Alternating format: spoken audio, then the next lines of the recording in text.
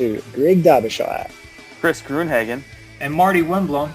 And we are three jackrabbits from two different countries who continue to follow running in the upper Midwest.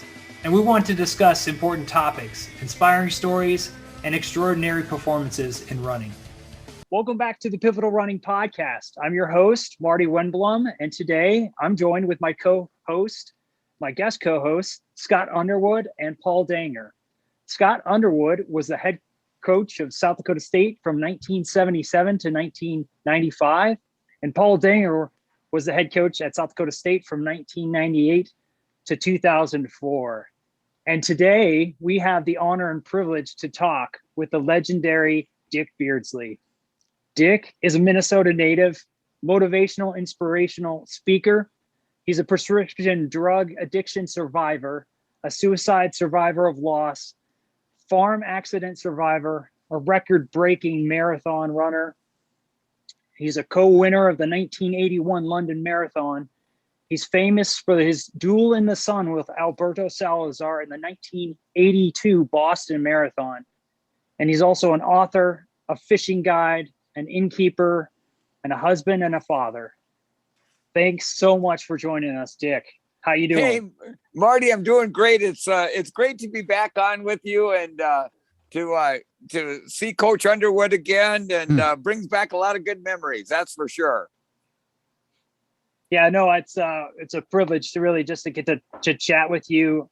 Obviously, I grew up in the South Dakota State University running culture, and there's your stuff of legends and what you not only did there and your short time there, but certainly the wake that you left our program and what you did and continue to do, inspiring other people. So thank you so much. Yes, Scott Underwood, I'm going to go ahead and open this up for your first question to ask your old runner that you coached. Dick, I'll just say one thing. Between all three of you guys, Paul and Marty and Dick, there's, when you're coaching and looking for people, one of the first things I'd look for is people that love to run, had enthusiasm for running. Well, all three of you guys, that's what separated. Isn't so much sometimes the times and stuff you run in high school. It's like, if you get somebody that loves to run, and there's people that run because they're good at it, and then there's people that love to run. And Dick, all three of you guys, you love to run. You can get through the injuries. You can keep going. But as far as Dick's concerned, I think that, probably Dick Beardsley, one of the most enthusiastic people I've ever met in my life. And then also the positive attitude that he has, when you're recruiting him, that positive attitude is so important. And he had all the characteristics. And so he went to a junior college for a couple of years, and then we ended up getting him to South Dakota State. And, it isn't so much, you just learn so many things from running. And I learned a lot from, having Dick around. I guess I'll ask him how many miles he really ran in the summer when he was reporting to me. I know. Instead of what he put on his mileage sheet. No, Scott, I was just thinking about that because, back then we didn't have emails or anything like that. And so Coach Underwood would send us out these little cards, if I remember right, and we'd have to put our weekly mileage in. And so and then send them in, and he'd send back a weekly report, And I remember, I didn't know anybody on this team. Right. I was, I hadn't been there yet, but we were putting on our summer miles, and 1 week I'd run 100 miles that week. And then the next week I'd see this guy named Mike Dunlap would run 105. So then I would do 110. And then the next week Dunlap would do 115. I'm thinking, who is this guy?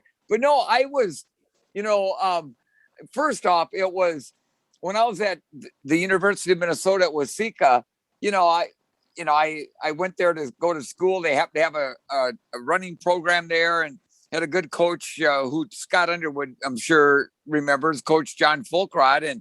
And I just, my running started to take off a little bit. And then when Coach Underwood started to recruit me. I mean, that was the only school that ever even had any interest at all. And I thought, wow, somebody wants me to come out there and run. And, I tell you, I was only out there for the fall semester of 1978, but I met my best friend, Mike Dunlap, out there the first day of practice in August. And all the guys that were on our team that year, I still, keep in contact with. And it was, and Coach Underwood, I mean, he believed in that twice a day running. And, I think we were running 100-mile weeks back then in college. And it really, for me, that was a huge deal for me to be out there and run with people and against people that were better than me. It just upped my game. And I have just great memories of being out there, but there were it was a crazy 3 or 4 months that I was out there. That's for sure. Well, Dick forgot that. I think you forgot that I said I didn't want you to race in the summer. Yeah, I think you're right. Cause I raced about. You were running 100-mile weeks, but I told you I really didn't want you to race. So you weren't reporting your races, just your miles. No, that's right. I'd race almost every weekend. I'd run the Long Lake Corn Days 4 mile or something like that. And it was just something I loved to do. And there was a lot of things that I think both me and Dunlap and probably the rest of the guys didn't report, to be honest with you. Yeah. But you know what? It was, I always so looked forward to get that weekly update, and Coach Underwood always kept us fired up, and I could not wait to get out there. And I remember when I went out there, and I think we started like team practice mid-August, something like that. And I remember walking in to the Hyper Center, and we had a room upstairs, if I remember right. And I walk in there, and like I said, I didn't know a soul, and I just kind of sat over in the corner. Yeah. And but what was so cool is pretty soon everybody came over and introduced themselves, and by the end of that meeting, I felt like I was good buds with all these guys, and for me it was a really exciting time to be there. But so Scott, I was there for maybe a couple of weeks, and then remember I took off for home. Oh God, yeah.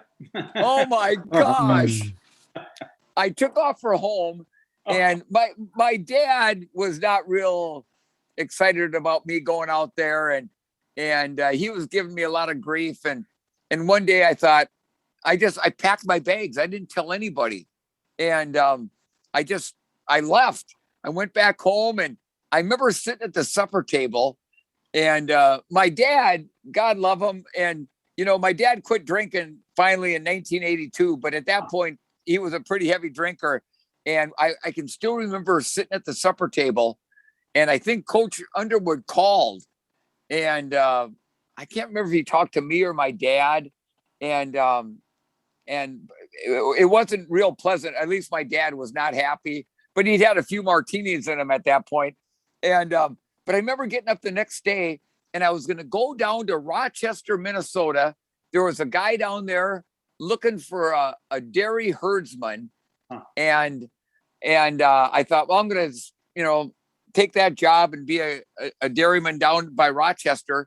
And I had all my stuff packed, and I got about 10 miles down the road, and I thought, baloney. And I went back, I packed all my bags, and honest to God, I drove like 90 miles an hour back out to Brookings, and I got there just before practice started. And I remember when I came back, and I jogged over to the Hyper Center or wherever we met, and the guys were like hugging me, and they were so excited that I'd come back, and I'll never forget that as long as I live. Best thing I ever did. I didn't know that story. I just remember the day somebody came in and say, "Well, Dick Beardsley's gone." I go, "What do you mean he's gone?" I know. He's gone. We don't know where he is. He's gone. I know. I didn't tell a soul. I just left. Oh gosh. Oh yeah, that's a challenge. But no, I'm so glad that like I said, I love my dad, but I'm so glad I thought, no, I'm doing what I want to do. And I drove back out there in my truck, and it was one of the best things I ever did to do that, because, I mean, who knows where I'd be today? I probably would have quit running. I would have never, met my best buddy, Mike Dunlap, and the Bills brothers, and Kenny Sazadlo, and the Brandt brothers. Wow. And, a lot of good memories from back then. Nick, do you want to talk about your teammates there a little bit, about what you learned from two sets of twins, right? And your other twin there, Mike Dunlap. Yeah, it was, honest to gosh, we had a bunch of other guys on the team too, but there were some younger guys, but we had Mark and Mike Bills were, South Dakota state champions, and we had the Brandt brothers, Paul and Joel, and then Mike and I, they ended up calling us the Dunley twins, because we both had long hair. We both loved to run a lot of miles, and we were kind of glued at the hip, but just, running workouts with them. I remember when Coach Underwood used to take us out by White, South Dakota, because there was this giant hill, and we'd run up and down that gosh dang hill. And then he'd get us over on this gravel road, and there was about a 1 or 2 mile stretch. And I remember we'd do mile repeats on there, up and down this gravel road, and it would be all of us. And I mean, it was like a race against the other guys. And when we were all done with the workout, I remember Coach Underwood, didn't you used to bring watermelons, I think?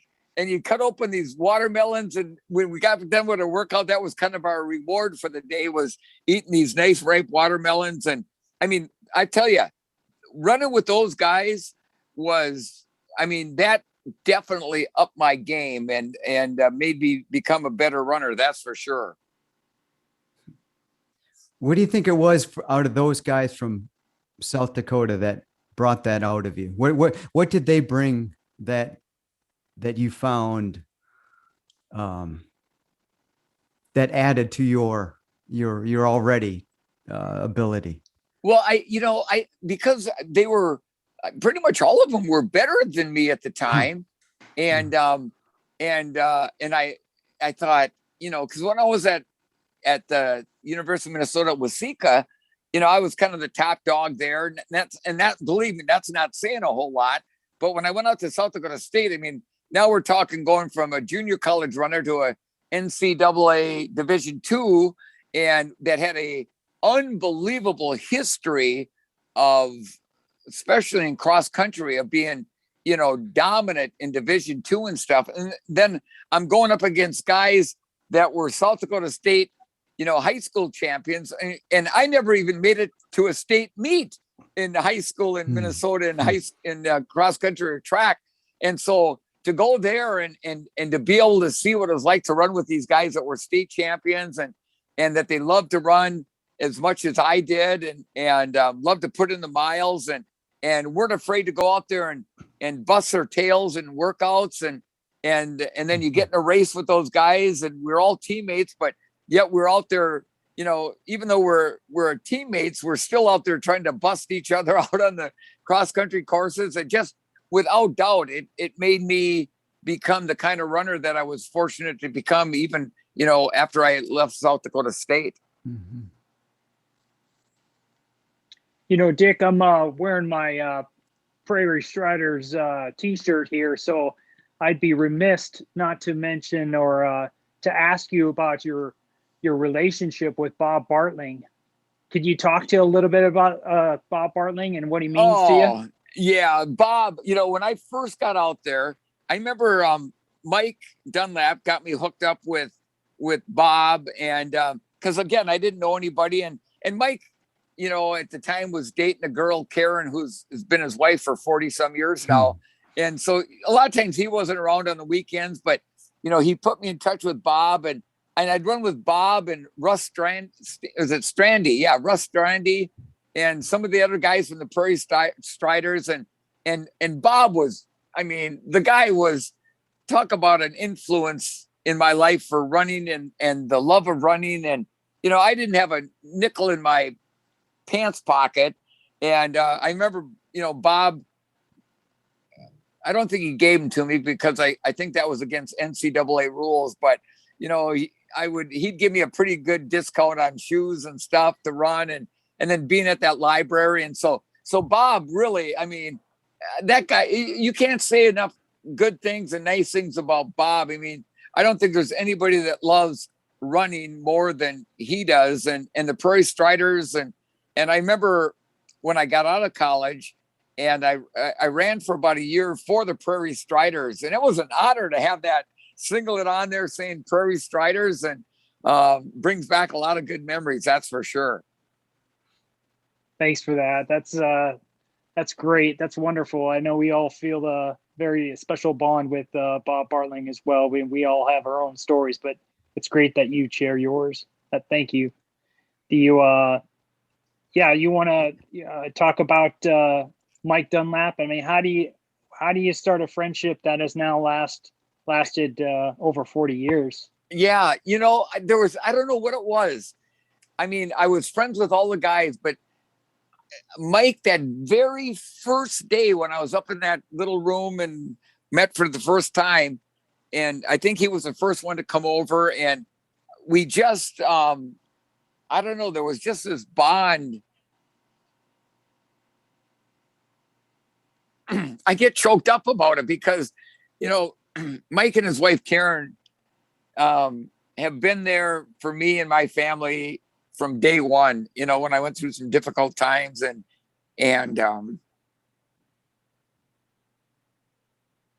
I just couldn't, I've never had a better friend in my life, you know, and he would do anything for me and I would do anything for him. And it's just was special. And then his wife, Karen, his girlfriend, Karen at the time, introduced me to a young gal named Mary Hausman, and we got married. We were married for a long, long time. And unfortunately we got divorced about 15 years ago or so, but we remain good friends. In fact, her and her husband, Jim, they come up to our bed and breakfast every fall, and we get along like, you know, my wife, Jill, and Mary and her husband, Jim, like we're best friends, and I take them fishing and we have a good time. But no, those, Mike is, and his wife, Karen, are, I can't even say enough good things about them, and their kids, Callie and Shauna and Ben. I mean, I was there when they were first born, every one of them, and held them in my hands the first couple of days. So there's definitely a really good bond there. And Mike was, you know, Mike and I did some good training together after college, and he loved to run as many miles as I did. And Mike was a heck of a runner in his own right back in the day. And so we have a lot of good memories of him and his family. No, it's interesting, Marty. You mentioned that question about Dunlap to Dick, because I remember Undy early on when he recruited me out of St. James, Minnesota, when I came out to visit. I never, and Dick, I'll get to question to you too on this, but I never remember Undy talking about victories or All-American titles or championship wins. And we did all those things. Undy's teams won the nationals. They made All-Americans. They went to the Olympic trials. They went to the Olympic Games with Rod DeHaven. But I never remember hearing Undy speak of what an athlete would become. But I did hear Undy speak of one thing, and that was, he said, I can guarantee you that those people that you're going to be around at South Dakota State, those relationships you created will be those of the finest relationships that will last your whole lifetime. And Dick, and I'm sure this talk today will be a lot about relationships. And Dick, Dunlap obviously was a lasting, and Bartling was a lasting, and Undy. But how have you other relationships that also came from those early days of South Dakota State? Do you have other ones too that really hold true today? It was, you know, thinking about my short time that I'm there, and like I said, and Paul Brandt. I mean, I'm in touch with them very often, but every once in a while we hook up on a message or something.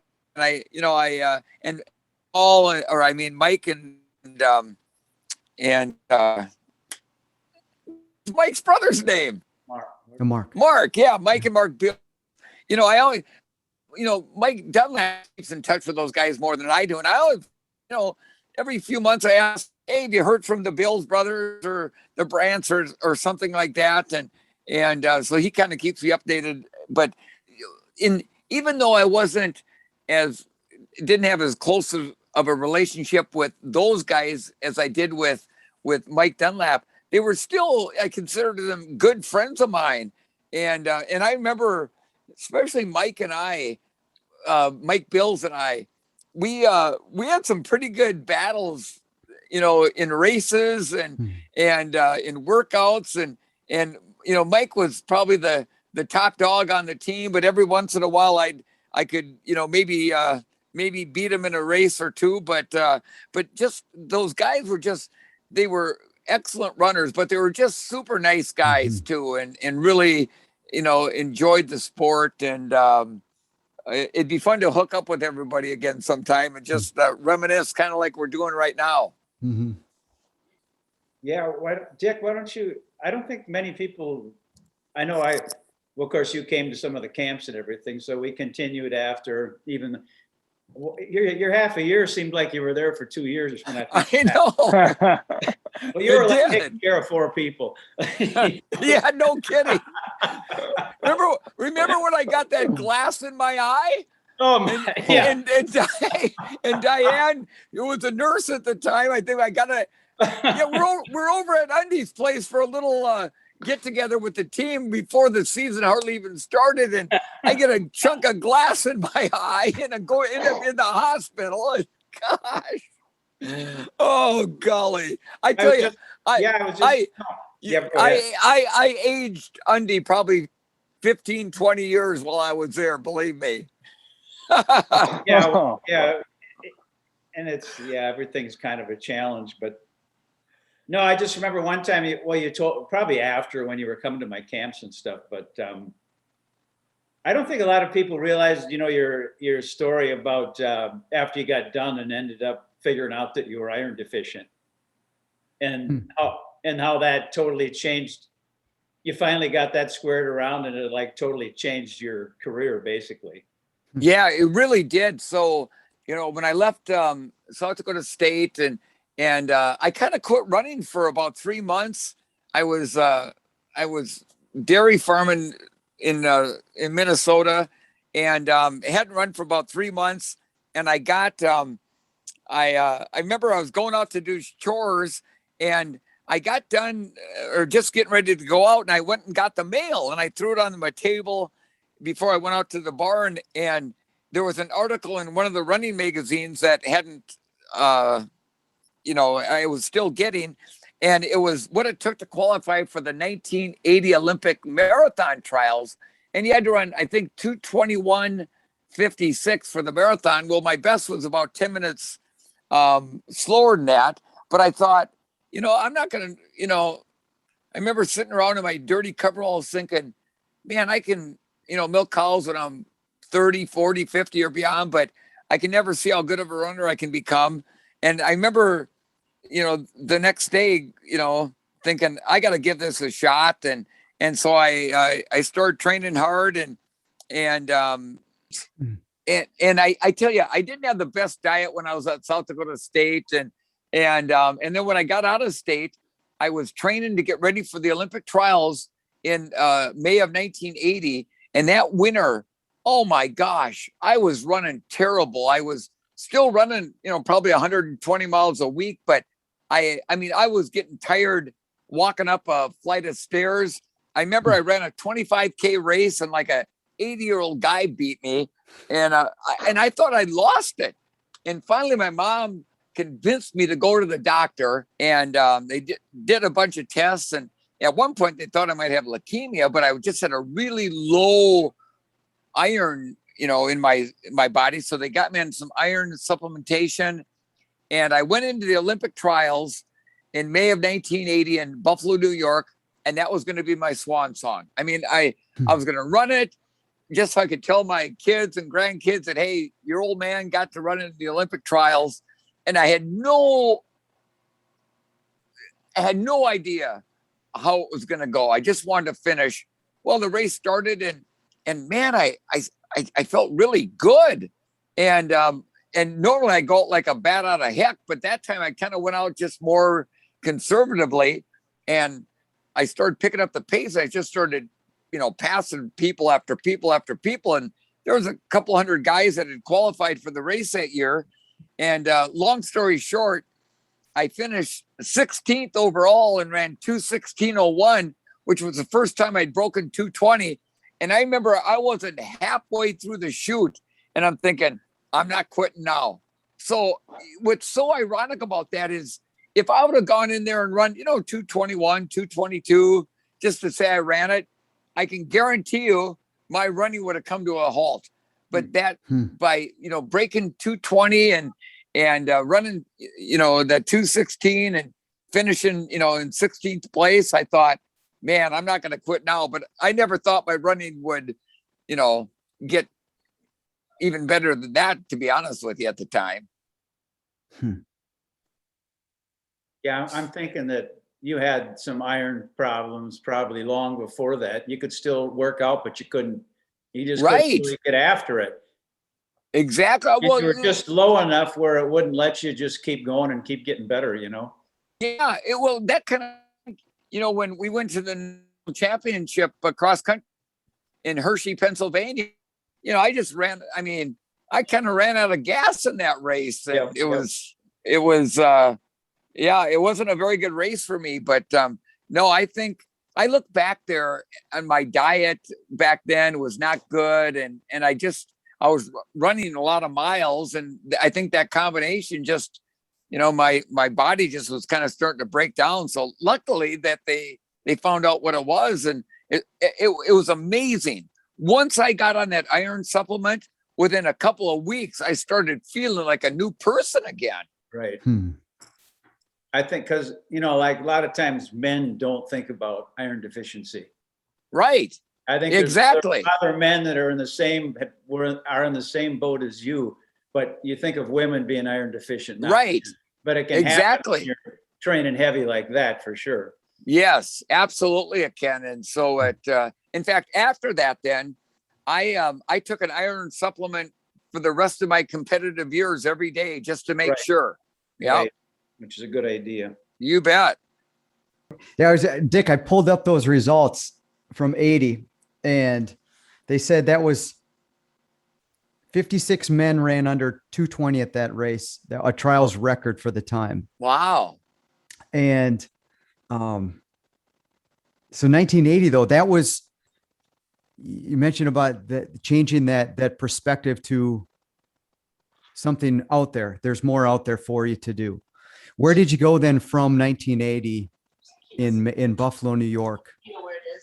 Where did that take you then from there? So so then I that summer, the fall before, I had, I was living, my first wife Mary and I were living in a $1 a month apartment in town outside of Minneapolis. I was training twice a day, some 3 times a day. I, odd jobs, doing a little my fishing guide business. It's a struggle. And I had one pair of shoes that I had duct taped together just, to hold them together because they were so worn out, and I had no money to buy any extra money. And anyhow, long story short, I snuck into a sporting goods trade show in Minneapolis, got kicked out 3 times. I went in there with the idea of trying to get a shoe sponsorship. And I thought, you know what? I don't have very good credentials, but what does it hurt to ask? The worst thing they can say is no. And I'll never forget this. I snuck in there. I had a little 1-page resume. I had about a dozen of them with me. And I went up to every running shoe company, and it was all like, yeah, thanks. But as I walked away, I'd hear this crumpling of paper, and my little resume would go into the trash can, and I had one resume left, and there were two shoe companies. There was Spalding, the golf company, back in 1979 made running shoes, and then there was this company that I'd hardly ever heard of called New Balance. And I decided to go to the New Balance booth, and I'll never forget the guy's name. It was Hal DeWaltoff, and I handed him a resume, and he looks at it, and he's the first one to do that. And he looks up, he goes, Dick, I'll be honest with you. The times you've run in various distances aren't very fast. But he said, you're improving. But he goes, what I really like seeing is the goals you set for yourself, especially from a young person. And he goes, he asked me, he goes, what size shoe do you wear? And my immediate response was, what size you got? I mean, I was ready to, I was ready to cut my toes off if I had to make them fit. And he reached underneath his desk, his little table, and he pulled out a pair of New Balance 620s. Now, this is 1979. They sold for $65, which was unheard of for a pair of running shoes. So he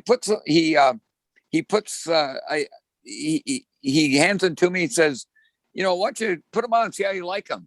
So I put them on. He goes, run down the hall here, see how see how they feel. So I run down the hall. I come back. I take the shoes off, put them in the box. I put them back on the table. I go, Mr. DeWaltoff, and I truly meant this from my heart, not because I was hoping to get a free pair of shoes. I said, those are the nicest running shoes I've ever had on my feet, ever. He goes, how would you like them? I go, oh my gosh. I said, I'd love a pair like that, but I go, I don't have that kind of money to buy a pair of shoes. He goes, no. He goes, here, Dick, you can have them. And he goes, when I get back to Boston, he says, I'll put a little care package together for you. See if I can get you hooked up with our running coach out there, and we'll go from there. And honest to God, he shook my hand, and I walked out of there with that box of shoes under my arms, and my feet weren't touching the ground. So get this, the story, it gets even better. So about 10 days later, I get back from an afternoon workout, and my apartment manager calls, and she goes, Dick, there's a big box down here. It says New Balance all over it. So I literally sprint down to her office. I get this big old box. I have to turn it sideways to get it into my one-room apartment. And I open it up, and inside are I can't remember for sure, but 8 or 10 pair of New Balance running shoes. There's shorts, singlets, socks, caps, gloves. And I sat there and cried like a little baby. And it wasn't because I got a box of free stuff. It was because somebody besides me believed in what I was trying to do. Yeah. And I remember when I got up that next morning and I put on a new pair of shoes and a new pair of shorts and a singlet, and I went out for a run. I had a giddy up in my get-go that I'd never, ever had before. And I remember thinking, I'm going to do whatever I can to promote their products the best I can, because they're giving me an opportunity when nobody else would. And about 6 months later, the owner, Jim Davis, calls me up. And he goes, Dickie, they all call me Dickie out there. He goes, Dickie, he goes, we love what you're doing for us there back in Minnesota and the Dakotas. He says, we're, really good vibe back from our reps. He goes, listen, we're going to still you use and your gear and whatnot. But he says, we're going to give you all $500 a month stipend. And I'm thinking, $500 a month. Oh, that pays for my rent, leaves me $100 left. I felt like I was the richest guy in the world. And 6 months later, bumped it up to $1,000 a month. And 2.5 years after I got into that convention, sporting goods convention, signed a deal with them where I was making 6 figures, running down the road for the New Balance shoe company. But the best part of that whole deal is coming up in November, it will be 42 years that I've been with the New Balance shoe company. And believe me, it's not for my running anymore. I run slower than molasses in January. But like I tell people, I'm kind of like the Walmart greeter for New Balance. You know, they'll send me out to a running store somewhere across the country to do a talk and maybe a little fun run and just meet and greet people. But that made such a difference, you know, having somebody believe in me. And then, you know, that I got hooked up with Coach Squires. So that was the November of 79. Then in 1980, that summer, I'd never met anybody from New Balance other than this Hal DeWaltoff I met at this convention. So the summer of 1980, they brought me out to Boston, and they wanted to meet me. And the Falmouth Road Race, you know, that real famous road race out there was going on, a 7.1 miler. And as long as I was out there, they said, well, you might, go ahead and run it. Well, I ran it, and I ran like crud. I mean, I ran like a little under 5-minute pace, but in that race, that put you way in the back. And I thought, man, they're not going to even fly me home. But I remember them saying, Dick, we didn't bring you out here to judge you on that. And he said, we just wanted to meet you. And they got me hooked up with Coach Bill Squires, who was a New Balance running coach at the time. And so I started training under him, and I ran that fall. I ran my first New York City marathon. And I remember up to that point when I'd run a couple other marathons after the trials, and I'd write my splits on my arm, on my forearm, and I was more worried about time than I was about place. I remember getting up that morning in 1980 for the New York City Marathon, and I started writing my splits on what I wanted to hit on my arm. And I got to about the third mile, writing my split, and I stopped, and I thought, if I'm ever going to want to see if I can run with the big boys, I got to forget about time, and I got to just go out there and be competitive. And so I didn't put any more splits on my arm. And I thought, I'm going to run with the leaders as long as I can. And Bill Rogers was going for his 5th consecutive New York City marathon. Alberto Salazar was running his first marathon and came in there spouting off that he's going to win the race and run sub 2:10. And so I go out with the leaders, and it was a cold, windy day. And about 15 miles, I'm in this lead pack. And Bill Rogers and I were running real close together. And somehow, as we were coming around a corner, our legs tangled up and we both went down.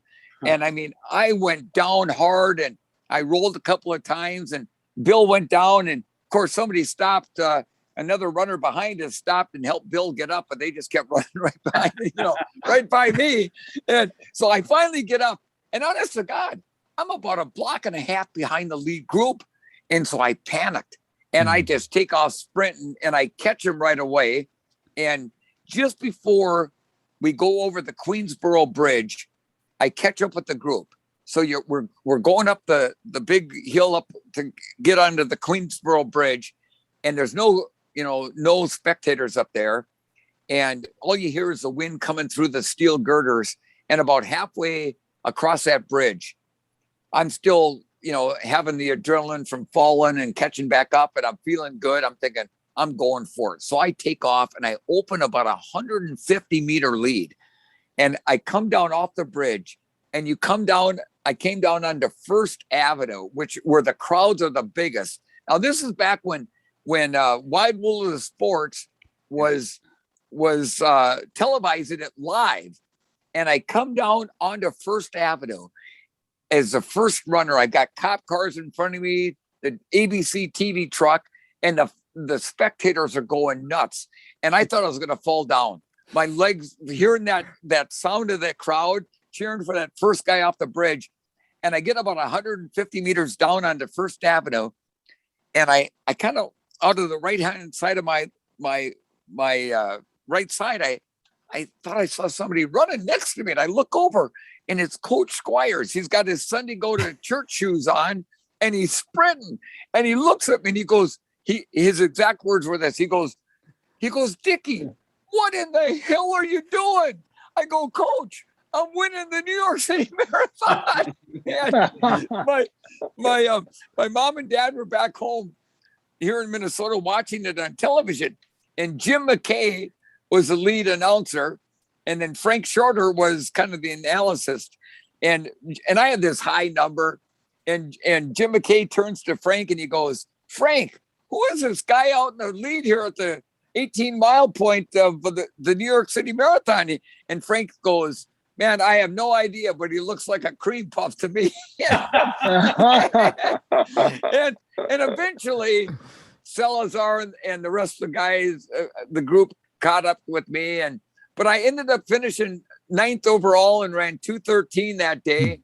And that was a big breakthrough for me. And it just kind of continued after that. I fell in love with the sport of marathoning. And back then I recovered very, very quickly from races. And I look back and I ran way too many marathons, at a real high level.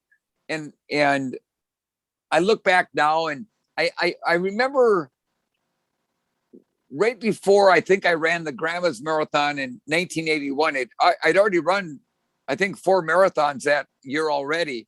Wow. And Gary Bjorklund came up to me, in my opinion, Gary's the greatest distance runner that's ever come out of the state of Minnesota. And I remember he put his arm around me one day and he goes, Beards, he goes, man, you're on a roll, but be careful. These marathons have a way of catching up with you. And I'm like, yeah, thanks there, BJ. And I went in one ear and out the other. When you're at that age, I mean, I would never tell anybody this, but in my own mind, I thought I could run through a brick wall. I really did. I thought I could, I recovered quickly. I mean, I'd run a marathon on a Sunday and by Tuesday, I'm back on my regular training schedule again, which is, how crazy is that? Yeah. But wow. I have no regrets. How do you think go ahead, Marty. No, go ahead, Paul, please. How do you think, how did you recover so quickly? The body just did it, or you were doing something diet-wise? My diet was, other than my iron supplement, I ate what my body wanted. Some days it was a big thick steak. Other days it was a piece of fish. Other days it was a bunch of pasta or rice or something. And I never ever was on a strict diet or anything like that. When I was hungry, I ate. And I know I could tell when I was training at a real high level, because almost every night about 1 o'clock in the morning, I'd have to get up and have a bowl of cereal or something because I was starving. And, but no, it was just, my body recovered quickly. And, I get done with a marathon and I could hardly wait to start training for the next one, which is, again, kind of crazy, but, oh, well, it was fun. Dick, I was going to ask you, how significant was breaking the course record, running 2:09:36 at the 1981 Grandma's Marathon, to your overall running journey? Well, the 1981 Grandma's Marathon, over the years, people have asked me, so Dick, what's your, what's the one race that really stands out the most? And almost everybody thinks I'm going to say Boston 1982. And believe me, that stands up there. But that 1981 Grandma's Marathon was just really special. And it wasn't because I won the race or ran 2:09, but it was the first time my mom and dad had ever seen me run a marathon. And my mom and dad were both inside the finish chute that day. And my dad, back then, you could hit over the head with a 2x4 and he wouldn't show any emotion. When I came through that finish line, and I had no idea I was running that fast, because my watch, my little watch I had on, quit working about 20 miles. The battery went dead. And when I came around that last corner and people are screaming, "You're going to break 2:10," I'm thinking, are they nuts? But when I came across and ran that 2:09:36, and honest to God, I'm jumping up and down like a little kid that just got a new train set for Christmas. and my mom and dad are crying, and my dad's hugging me, and that was a really special moment for me. And the Grandma's Marathon, I've been there. I ran it in 1981, came back and was fortunate to win it again in 1982. And I've been there every year since, to either talk at the expo or do the play-by-play on the lead vehicle. So it's got a really special meaning for me, that's for sure. Mm-hmm. Can you talk to us a little bit about how you were able to then use your high school graduation gift from your parents, that round trip airfare to the Boston Marathon there in 1982? So, so again, I was working with Coach Squires, and before I ran Grandma's, Coach sent me again, no computers or nothing back then, but Coach sent me a letter, but there were 2 envelopes inside each other, and he just wanted to wish me luck. And the one envelope, he said on the outside, "Don't open until after Grandma's Marathon." And so I get back from the race that morning, and I go back to my hotel, and I opened it up, and inside it, Coach Carter says, "Dickie, you're going to run somewhere between 209 and 210," and I ran 209.36. And he's coaching me from 3,000 miles away, and my workouts would come once a week on a beer stained napkin from the Elliott Lounge, because that's where Coach liked to hang out and stuff. And he'd write it on the back of a napkin. And then so that after Grandma's that year, we decided, I'm going to probably run another marathon or 2, but everything's going to focus on Boston. And so I went in, basically from about August 1st of 1981, every step I took, every mile I ran, every race I ran was to get ready for Boston in 82. And, I always trained here in Minnesota, and that in the February of 82, I went down to Atlanta, Georgia for a couple of months to train down there. And I think a lot of people think I went down there to get out of the cold Minnesota winters, but, I like training here in the wintertime, but I went down there for the hills, and because I knew Boston was hilly, and down in Atlanta, it's up and down every step you take, it seems like. So I went down there and trained and went into Boston with, I had, time-wise was not a concern. I mean, I went in there, I'm doing everything I can to try to win this thing. And it was just one of those days where I can tell you right now, if Alberto Salazar had not been there that day, there is no way I would have run 208 that day. I mean, it was hot. And I think if Alberto was chatting with us right now, he'd probably just say the same thing if I hadn't been there. But we locked horns literally from the start. I mean, we went out that first mile, he went out like a rocket, and I was right behind or right beside him. And, we hit the first 4:33, and I did not feel very at that point. And, but I finally got my rhythm down about 4 miles in, and it just, each mile that went by, that lead group kept getting smaller and smaller, and until we got, to the hills. And then it was, from 17 to 21, it was just him and I, and I was doing everything I could to bust him. And he was tough, let me tell you. Oh, just interesting that you went down to Atlanta in preparation for that. I think I had glanced at some of your training log and in preparation for that, and maybe got sick a couple of weeks even before.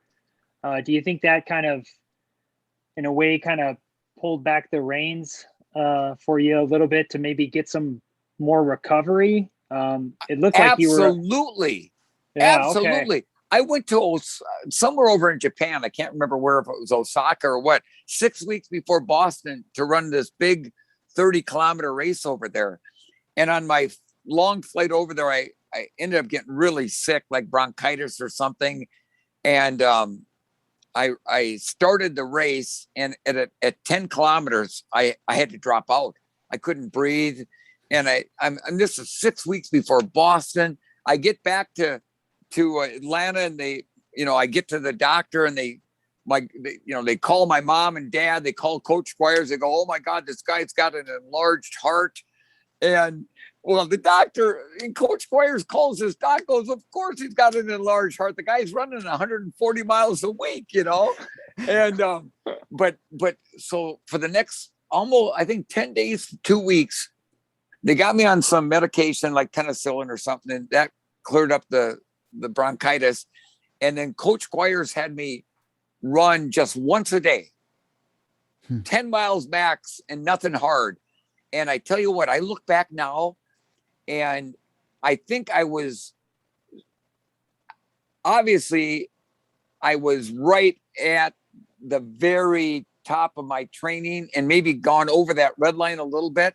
So I come down with this bad, bronchitis or whatever.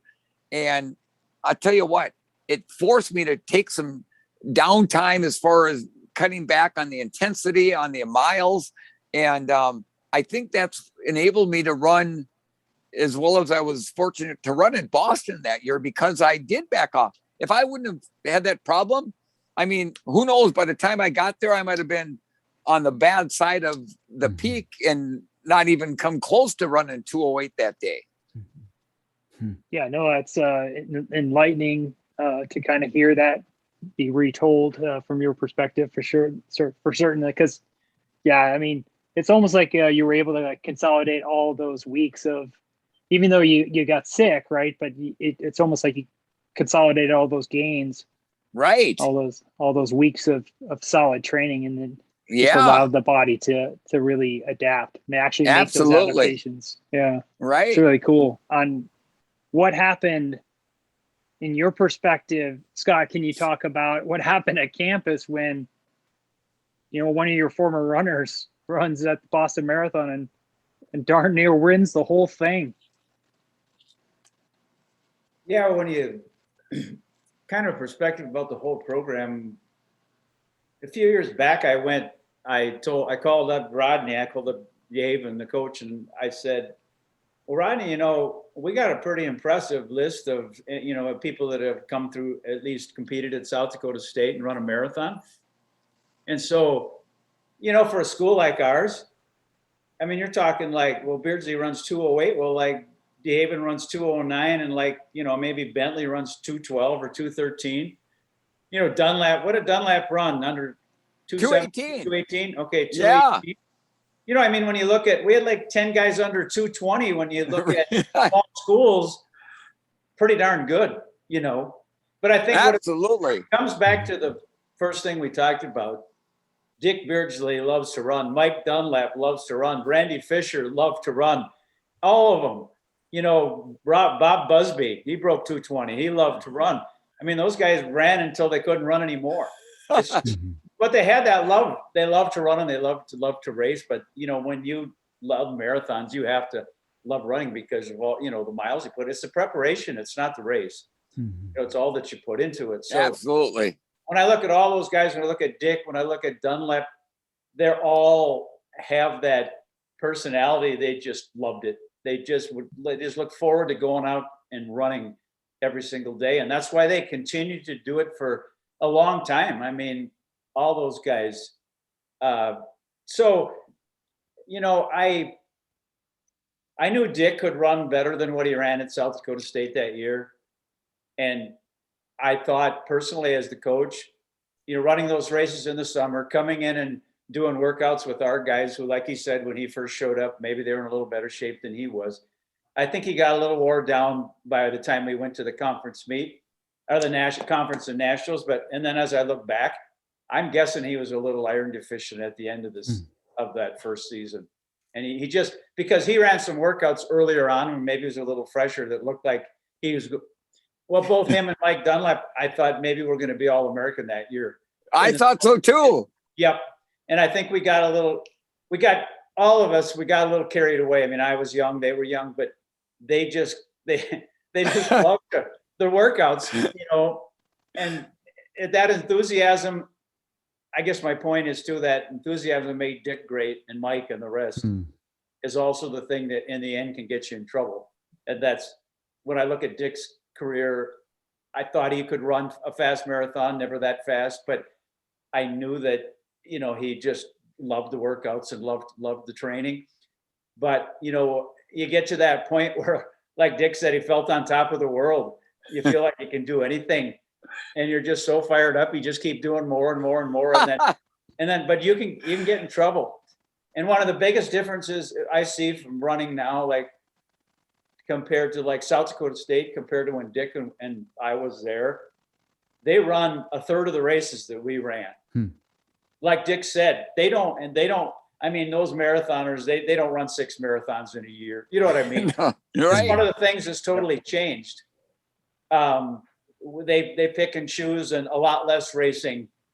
What I see, one of the difference now than like 40 years ago when Dick was around. Yeah. But it's that enthusiasm that made Dick great. And Dunlap, when he does all that biking on those long bike races, I mean, he's as fired up as the day that Dick goes to South Dakota State. My Lord, what did he run? Try to ride his bike 300 miles in a day or something? Oh, well, yeah. I mean, it was an e-bike, but still, you got to average like 20 some miles an hour for 15 straight hours. What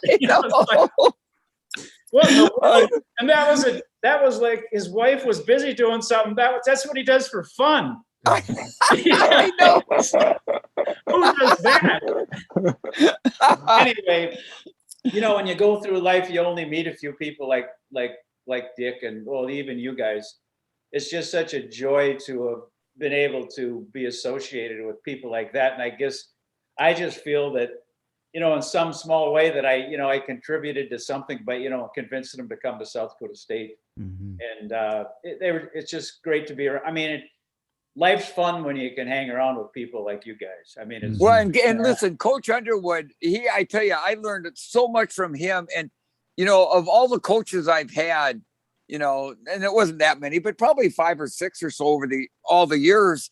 But Coach Underwood, I mean, his enthusiasm, I remember running meets, and man, his voice, it just stuck out. Like there could be a ripping crowd yelling and screaming, but man, Coach Underwood would be out there. He fired us up when we were out there running. I mean, he's probably running pretty near as far as we are, because he's going back and forth. And by the end of the meet, his voice would be pretty much gone. But I really enjoyed running for Scott, and I learned a lot. And well, you got time for one story that I can tell, one Dick Beardsley story. It's a lot of Beardsley stories, but one of the funny ones. But Dick, I'm going to tell him about when you came. Well, Dick was nice enough to come to my cross country camp. What, would you come to my camp and I'd give you a couple $100 or something? Something like that. He'd lose $500 coming to my camp. He'd lose. So anyway, Dick comes one year, and he was, of course, he had earlier on, he had some back surgery and stuff, fused his back. But anyway, he came to the camp, and I had him do like 3 different sessions, and we were. We had like our first session, and he was, standing up, giving us talk and stuff. And then our second session, he was, kind of sitting on the table and stuff. And then the last day he's giving us talk. And well, first he's sitting, all of a sudden he tips over now he's laying on the table, and he's talking, laying on the table. And this was his last session. And, he says, I can't move. I can't sit up. He says, my back's gone. I can't sit up. He says, so I think we put him in a chair and hauled him to the car. And then we took him to the hospital. Right. So he, like you said, he can't move. So he goes into the hospital. He's got terrible back spasms and all that. Well, they got to put him on some medication and stuff. So I get this call at home. Like, Beardsley's calling. He says, I got to get home. I got another speaking engagement and stuff. I says, you got to spring me out of this place. He said, they're not going to let me out. He said, they got me on all these drugs and stuff. He said, you got to come and tell them that you're going to take care of me and make sure that nothing happens to me. So I said, okay, Dick, I'll talk to him. So I go out there and said, I'll be responsible for him. I'll spring him. You know what I mean? Well, he can't walk, see? But he can't sit up straight, so we shove all his personal belongings in the front seat. So, and we propped him up. We propped him up in the front seat so he could, be sitting up to drive home. So he's all looped up on these drugs, He says, I got to get home. I got to get home. So we propped him up, sent him out on the road, and he could hardly even see straight. And he says, you got to spring me. You got to spring me out of this place. Oh my God. I remember they did. They be up in my vehicle and kind of put my bags around me so I wouldn't tip over. Well, his fusions broke loose on his back is what happened. That was where the surgery, he broke the fusions loose again. Yeah. And that's what happened to him. Dude, I remember that. Yeah, because I did. I called Coach Trevor and go, Scott, you got to get me out of here. I forgot about that one. Well, and Undy, I was at your camp that year, and I remember Dick laying on that desk in the front of his classroom. Couldn't even sit up. But he was still talking away. Oh yeah. No, I finished my talk, but I'm laying down doing it. Yeah. Oh gosh. Who is this guy? And Andy, before we got on, and I was back seeing my mom in Minnesota last weekend, and she brings out this huge box of old race T-shirts that I had back from the mid '80s, and she shows me this one. June 19th, 1982. Wow. And I was telling Dick, and I maybe I'm piecing together, but out at your camp that I came out to for a number of years at South Dakota State in high school, we would always do a T-shirt. You always did a T-shirt swap. That was popular. And so Dick says to me, did you run Grandma's in 82? And I said, no, of course not. But this is probably Dick's T-shirt that he brought, because Dick, you always threw a shirt in the ring. Yeah, but anybody else would have had that shirt. No. And you guys, you know what the crazy thing is? It was exactly 60 days after I ran Boston, because Boston was April 19th, and Grandma's that year was June 19th. And so I get back to Minnesota from Boston, and everybody, the media, everybody's saying, oh, Beardsley's going to set a world record at Grandma's. And everybody's talking about world record except me. And they're going, oh, it's an easier course, blah, blah, blah. So about 3 weeks, maybe 4 weeks before the race, Scott Keenan, the race director, calls me up. He goes, Dick, here's the deal. We're bringing in the most sophisticated timing system you can possibly have. A guy coming in from Florida. He says there's going to be 3 clocks on the pace vehicle, one with your overall time, one with your pace per mile time, and 1 clock with your projected winning time. And he goes, and I'm bringing in a guy named Dave Babaracki. Now, Dave Babaracki back then was the U.S. record holder for 25K. And Scott Keenan goes, I'm paying him big money to take you out at world record pace for the first 15 miles, and then you're on your own. Well, at that point, it's like, what the heck? I guess I'm going for a world record. Right. So in 81, the weather was perfect. It was 48 degrees at the start, 48 degrees at the finish, cloudy, misty, no wind, perfect. Well, in 82, we had about a 15-mile-an-hour headwind, and it was about 65 degrees and sunshine at the start.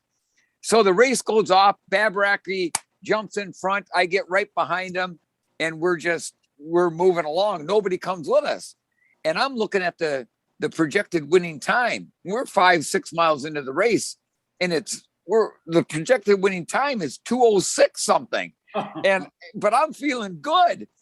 And, but all of a sudden, about 8 miles, Babaraki, now remember, he's supposed to break the wind for me. He all of a sudden pulls over and tucks in behind me. So I'm breaking the wind for the rabbit. And a mile later, he drops out. So now I'm out here all by myself. And every step I take, I'm looking at the projected winning time, and it kept getting slower and slower. And I was fortunate to win. I ran 2:14 that day.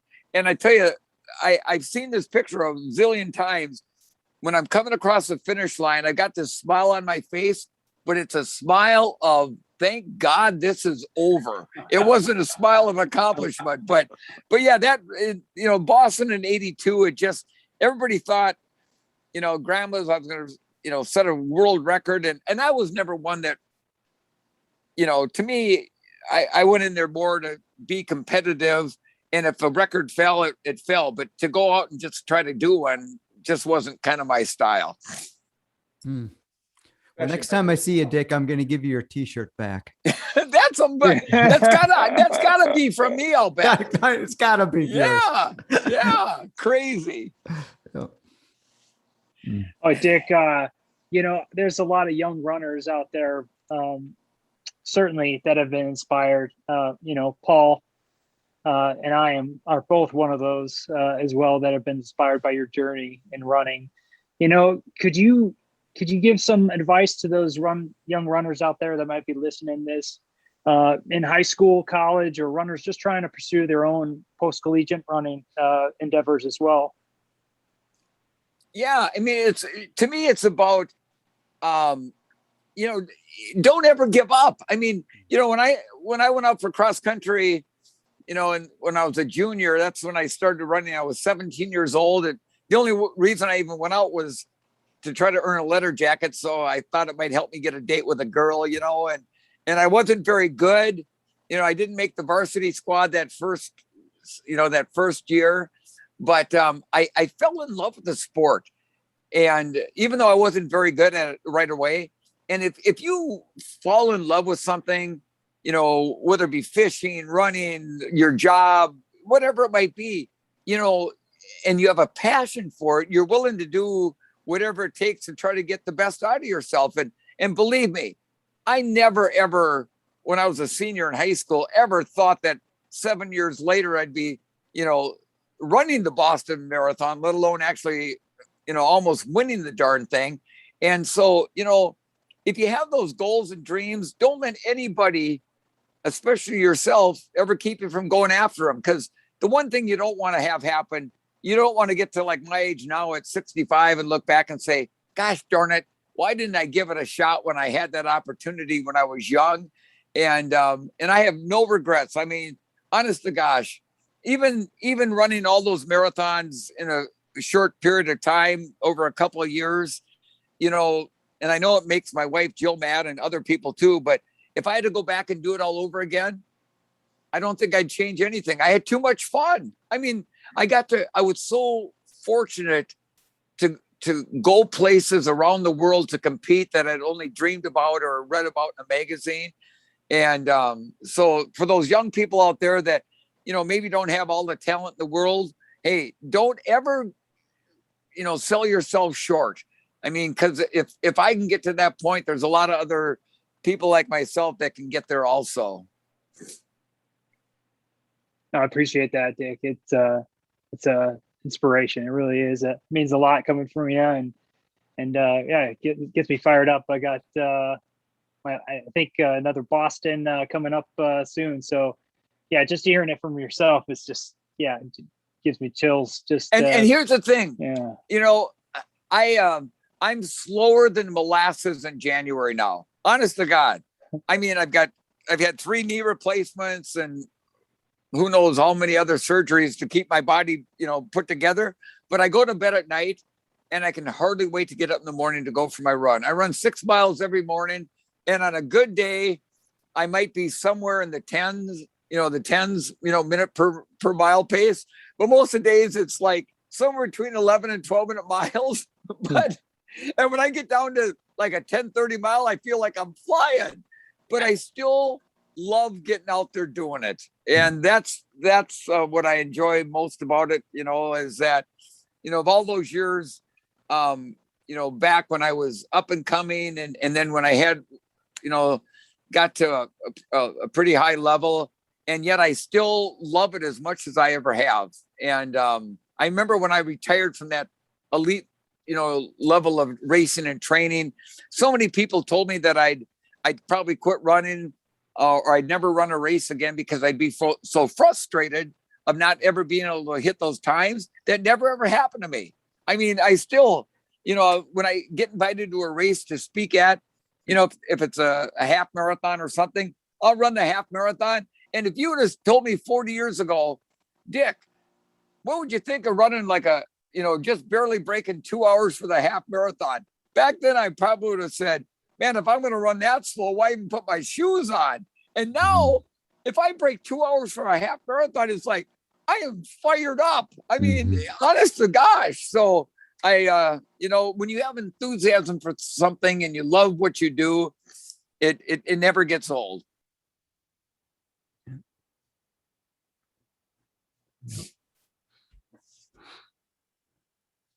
I'm gonna let I'm gonna let Paul or Scott ask you another question here. No, Coach, go ahead. Yeah, well, when you came to South Dakota State, did you think that did coming, knowing that you were coming to like a good program or a good competitive team, did that help like in your decision to come in the first place to SDSU? That's a good question, Scott. You guys were South Dakota State was the only one that ever even, pursued me and even talked to me about coming and running beyond, the 2-year college I was at University of Minnesota Osaka. And so just that idea, and as you know, really on a good team. What's that? You had never really been on a good team. No, never been on a really good team, and to go out there and to run with a powerhouse of Division II and a powerhouse, it was like it was something that was an ongoing thing out there. I mean, the Jackrabbits were noted for, especially for cross country, for being, national powerhouses, and to go out there and run with a group of guys like that. It was like, wow, that was really something. And that my one fall that I was there, we didn't win the national championship, but we were runner-ups, and I still have lots of good memories from that national championship. And even though I didn't run that well, and just being out there as a team and being runner-up national champions, that was a big deal. Right. It's one thing to be good as an individual, but until you've been a part of a team, you really don't get it, until you're actually on one. Oh yeah. And the team concept is, I mean, we're all out there, we're racing against each other, but we're teams. And like I know Dunlap and I, Mike and I didn't finish up where we were hoping to, but we were so excited, for Mike and Mark. They ran pretty good that day, and I think they were both All-Americans, if I remember right. And your teammates, and you want to beat the other guy, but you're happy when everybody runs well. And I really learned a lot about that camaraderie that goes along with teammates and a good team. I mean, national championship caliber type teams, which it was an honor to be a part of. Yeah, well, that's the thing, whether you were on the team once or, you get a lot of these foreign athletes and stuff, they've never been a part of a team before. Right. They've just run on their own. They don't know the feeling of like the teammates counting on you and stepping to the line and trying to win the national meet and stuff like that, being All-American. And they don't get it because they don't get to do high school teams. They don't have college teams. And even though you only experience it once, it's still a worthwhile experience to be a part of a good team, no matter what the sport. Absolutely. Absolutely. Because, you might have a bad race, one day at a meet, but your teammates are there to pick you up and say, hey, Beard, we got another race next week. You'll do better there. And so there's that support that you get that you don't get when you're just out there on your own. And I appreciated all the support I got from the guys back on the team in 1978. And then the support that they all gave me when I continued to run after I went out to school there, and the phone calls and whatnot I got from the guys. And listen, all those guys I ran with back in 1978 at SDSU, there's no question that what I learned there from Coach Underwood and training and racing against those good, college athletes back then absolutely helped me become the runner that I was down the road a few years later. Yeah, it's the great thing about, it's like I love to watch the Olympics. I love to watch but when you watch the Olympics, like last night, in the swimming, you get to the relay, it's a totally different thing in the relay. I mean, they're laying it on the line for their country, not just for themselves. And they sometimes do unbelievable things in a relay that they never could do in an open event. Absolutely. I don't care what sport it is. It's just so much fun to watch like a relay. And it's the same as like in a cross country meet. It's just, yeah. We love cross country because it's such a team thing. We all do the same thing. And it's a little harder to be a team in track when everybody's doing different right. stuff. But yeah, there's just something about cross country. It's just a great sport. Absolutely. Dick, Bob Bartling had the furniture store in Brookings, South Dakota for many, many years. And of course, in the basement was his pride and joy, though, of the shoe store. And up on the wall there, the store's not there anymore, but he had one photo. He had many photos, race photos, of course. But one of the photos that he would always point out to people that would come into the store, I remember, was a photo of you in a Prairie Striders mesh singlet, racing down in Lincoln, Nebraska. And I think racing against Bob Wallace. Would that be right? Bob Wallace from Australia. Absolutely. And Bob would say that the unique thing about this photo he would take with pride was, I think Dick got in a little trouble for racing in our singlet that day. Was that correct? Would Bob be correct in saying that? No. Bob, pretty correct. I tell you, because here's what happened. I was fortunate that day to back then there was a big race in Lincoln called the Statehood Days 10 miler. Mm-hmm. And I was fortunate to win that year and beat Bob Wallace by not a big distance, but that following week or the next time Track and Field News came out, they have people in the news or something like that. And it's kind of up and coming athletes. And they had a picture of me wearing that white mesh Prairie Strider, singlet. And that would have been in 1980, I think. And so I wasn't officially under contract with New Balance. Mm-hmm. And, but I do remember getting a phone call from one of the guys at New Balance saying, Dick, next time, make sure there's that NB on your logo.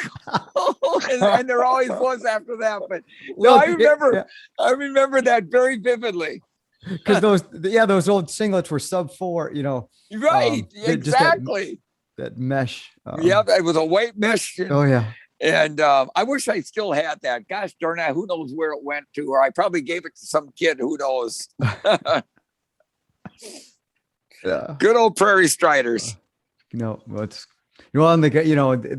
think the Striders, so what a continuation of the program at South Dakota State.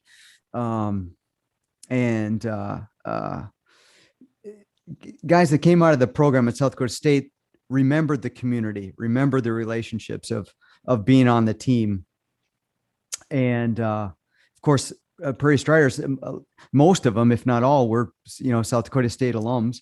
Right. Well, you pick up, a Gerald Winnia or some other people, but I think I always remember the guys that were on the Striders teams were guys that were kind of, they took great pride in South Dakota State, and almost thinking, I wish we would have had that atmosphere. So they came to the Prairie Striders knowing that culture was what they saw with Coach Underwood's teams, and they liked those guys. They were great guys to compete against, but they were good people.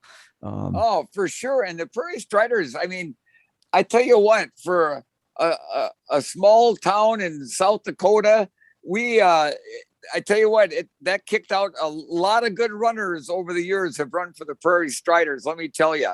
And it was an honor to have that Prairie Strider singlet on my chest, because they were well known and still well known, And so, Dick, I would be remiss also to ask you about some of the obstacles, certainly, that you've overcome in your life too.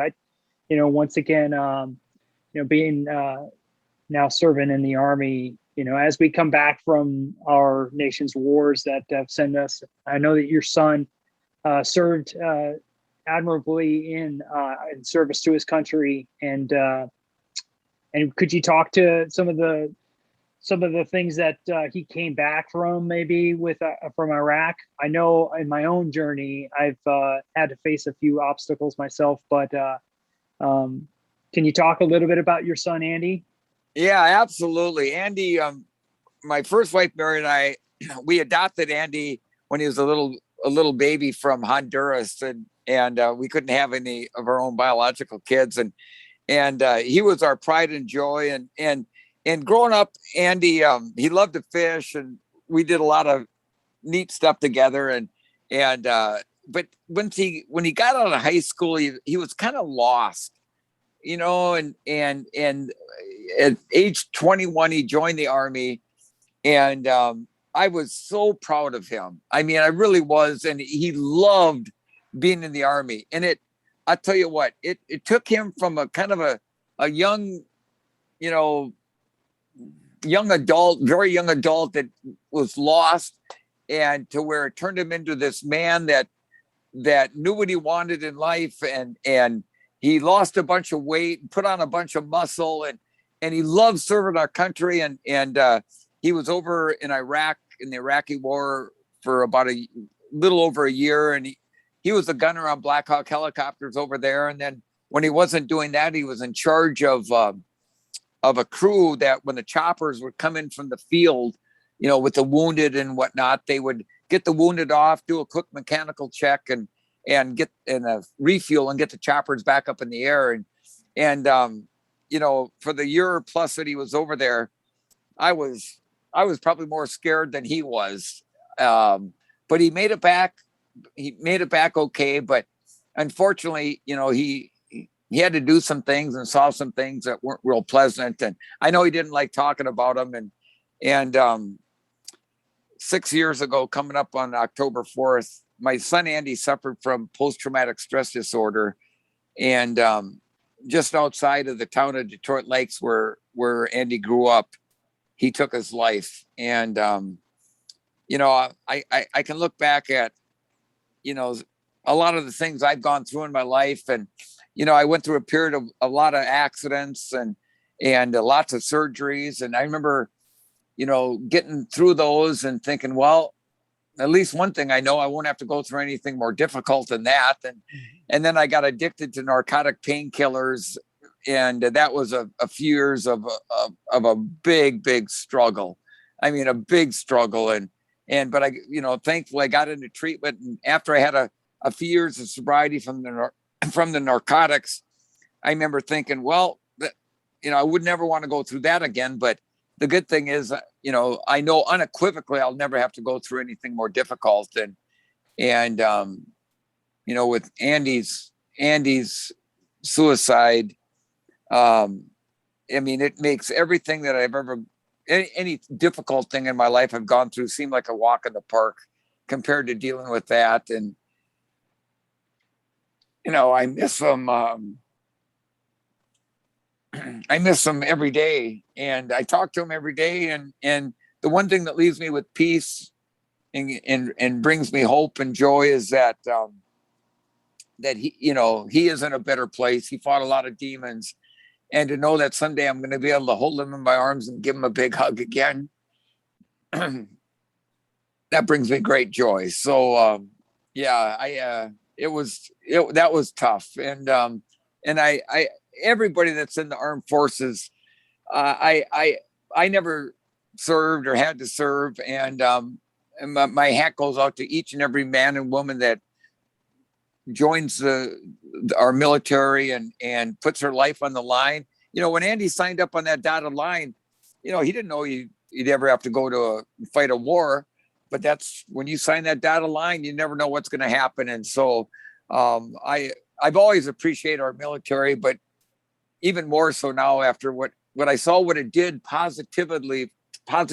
for Andy and how it changed his life for the positive. And knowing too that, you know, when I get done with my morning run every day, I always do 23 push-ups. And that's for the 22 veterans that take their life every single day. And one present day service person, 23 military people every day take their life. And, you know, something needs to be done to, you know, to when these young men and women come back from war. There's like Andy was fighting a war one day and he's all of a sudden at a base in the US the next day. There was no transition, just throw him on a base. And I think the more we can talk about it and get that stigma away from it, the more we'll get, you know, these young men and women some help that they need. I know, Dick, I appreciate you talking about Andy. And yeah, I too, right, have spent some time in Iraq. And if it's okay with you, I'd love to pay my respects to Andy and come up there. And because our nation owes a lot to you and your family for the sacrifice that he made for his country. It's a well, big right deal. back at you, Marty. Your sacrifice too, and yeah, it would. You'll have to come up here. We'll go spend some time out in the boat and catch a few walleyes, and we can chit chat. Mm-hmm. It'd be fun. Awesome. That'd be great. Maybe I could even, if it's okay with you, I got a Boston Marathon coming up, and it would really mean a lot if I could, you know, write Andy's name on my bib, if that's okay with you. Oh my gosh, that just gave me shivers, to be honest with you. Honestly, absolutely. That would be an honor. That would be an honor to have you do that. No, this has been an Absolutely. honor. No, Dick, right. I think we could keep this conversation going. And Well, you know, I get to yapping, and you ask me a question. It's like asking me, Dick, what time is it? And I tell you how to build a clock and tell them instead of what time it is. But I listen. I appreciate Marty and Paul for having me on and reconnecting with Coach Underwood again. It brings back really a lot of good memories that I'll have with me for the rest of my life.